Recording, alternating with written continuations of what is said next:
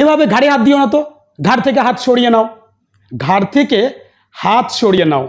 কারো হাত কারো থেকে বা কোনো কিছু থেকে সরিয়ে নেওয়ার ক্ষেত্রে আমরা ব্যবহার করব হ্যান্ডস অফ, হ্যান্ডস অফ। তাহলে এবার যদি বলি আমার ঘাড় থেকে তোমার হাত সরিয়ে নাও, তাহলে আমরা ইংরেজিতে বলবো keep your hands off my shoulder, keep your hands off my shoulder. অথবা আমরা বলতে পারি take your hands off my shoulder. এবার যদি বলি আমার থেকে তোমার হাত সরিয়ে নাও, তাহলে আমরা ইংরেজিতে বলবো keep your hands of me, keep your hands of me. এবার যদি বলি টেবিল থেকে হাত সরিয়ে নাও, তাহলে আমরা ইংরেজিতে বলবো keep your hands off the table, keep your hands off the table. এবার যদি বলি আমার স্ত্রীর থেকে হাত সরিয়ে নাও, keep your hands off my wife, keep your hands off my wife. অথবা আমরা বলতে পারি take your hands off my wife. আগুনের পাশে হাত রেখো না, হাত পুড়ে যাবে। হাত আগুন থেকে দূরে রাখো, হাত আগুন থেকে দূরে রাখো। কোনো কিছু জিনিসকে বা কাউকে কোনো কিছু থেকে বা কাউরো থেকে দূরে রাখার ক্ষেত্রে আমরা ব্যবহার করব কিপ অ্যাওয়ে, কিপ অ্যাওয়ে। তাহলে এবার যদি বলি আগুন থেকে হাত দূরে রাখো, তাহলে আমরা ইংরেজিতে বলবো keep your hands away from fire, keep your hands away from fire. তাদেরকে আমার থেকে দূরে রাখো, keep them away from me, keep them away from me.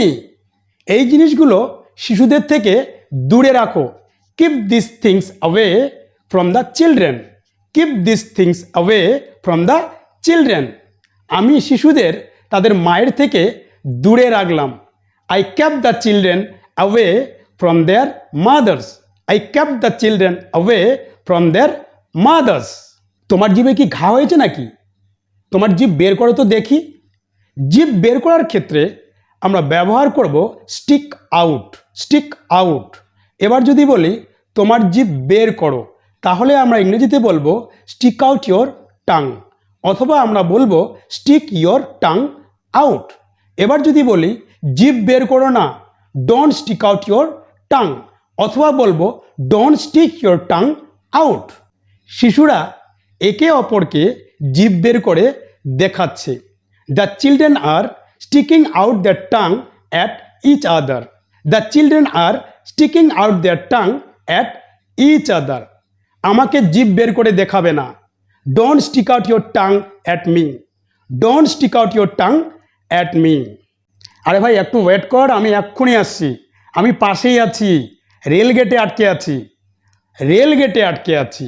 অর্থাৎ রেলগেটে আটকে থাকা, বৃষ্টিতে আটকে থাকা, কোনো সমস্যায় আটকে থাকা, কোনো যানজটে আটকে থাকা, এই ধরনের বাক্যের ক্ষেত্রে আমরা ব্যবহার করব স্টাক, স্টাক।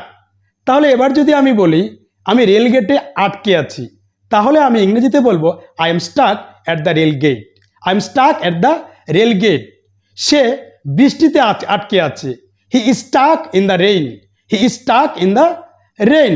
তারা যানজটে আটকে আছে, they are stuck in traffic, they are stuck in traffic. তুমি একটি সমস্যায় আটকে আছো, you are stuck with a problem, you are stuck with a problem. আমি অফিস যাওয়ার পথে বৃষ্টিতে আটকে আছি, I am Starc in the rain on the way to office, I am Starc in the rain on the way to office. তুই এত সুন্দর ইংরেজি বলিস, কিন্তু ভাই আমি পারি না, আমি ইংরেজি বলার সময় আটকে যাই, আমি ইংরেজি বলার সময় আটকে যাই। তারা বক্তব্য দেওয়ার সময় আটকে যায়, সে রিডিং পড়ার সময় আটকে যায়। এই ধরনের বাক্যের ক্ষেত্রে আমরা ব্যবহার করব গেট স্টাক, গেট স্টাক। তাহলে এবার যদি বলি আমি ইংরেজি বলার সময় আটকে যাই, আমরা ইংরেজিতে বলবো I get Starc while speaking English, I get Starc while speaking English. আমি অফিস যাওয়ার পথে প্রতিদিন যানজটে আটকে যাই, আমি অফিস যাওয়ার পথে প্রতিদিন যানজটে আটকে যাই। আমরা ইংরেজিতে বলবো I get stuck in traffic every day on my way to office, I get stuck in traffic every day on my way to office. তারা বক্তব্য দেওয়ার সময় আটকে যায়, They get stuck while delivering a speech. They get stuck while delivering a speech. আমি এখনো বাড়িতে পৌঁছতে পারিনি তো, ছাতা নিয়ে আসিনি, 2 ঘন্টা ধরে বৃষ্টিতে আটকে আছি। এবার যদি আমি বলি আমি বাড়ি যাওয়ার পথে 2 ঘন্টা ধরে বৃষ্টিতে আটকে আছি, তাহলে আমি ইংরেজিতে বলবো I have been stuck in the rain for 2 hours on my way home. I have been stuck in the rain for 2 hours on my way home. তারা সকাল থেকে একটি মিটিংয়ে আটকে আছে, তাহলে আমরা ইংরেজিতে বলবো they have been stuck in a meeting since morning. They have been stuck in a meeting since morning. সে 2 ঘন্টা ধরে রেল গেটে আটকে আছে। He has been stuck at the rail gate for 2 hours. He has been stuck at the rail gate for 2 hours. এবার যদি আমি বলি আমি রেল গেটে আটকে ছিলাম, তাহলে আমি ইংরেজিতে বলবো I was stuck at the rail gate. I was stuck at the rail gate. বা যদি বলি আমি রেল গেটে 2 ঘন্টা ধরে আটকে ছিলাম, তাহলে আমি ইংরেজিতে বলবো I was stuck at the rail gate for 2 hours. তারা যানজটে আটকে ছিল। They were stuck in traffic. They were stuck in traffic. এবার যদি বলি তারা যানজটে 2 ঘন্টা ধরে আটকে ছিল, তাহলে আমরা ইংরেজিতে বলবো They were stuck in traffic for 2 hours. সে একটা মিটিংয়ে আটকে ছিল। He was stuck in a meeting. Ram একটি সমস্যায় আটকে ছিল। Ram was stuck with a problem. এবার যদি বলি একটি মাছের কাঁটা আমার গলায় আটকে গিয়েছিল, তাহলে আমরা ইংরেজিতে বলবো A fish bone got stuck in my throat. A fish bone got stuck in my throat. আমার গাড়িটি কাদায় আটকে গিয়েছিল। My car got stuck in the mud. My car got stuck in the mud. তার হাত দরজায় আটকে গিয়েছিল। His hand got stuck in the door. His hand got stuck in the door. পিঁপড়েটি আঠায় আটকে গিয়েছিল। The ant got stuck in the glue. The ant got stuck in the glue. আমি বক্তব্য দেওয়ার সময় আটকে গিয়েছিলাম। I got stuck while delivering a speech.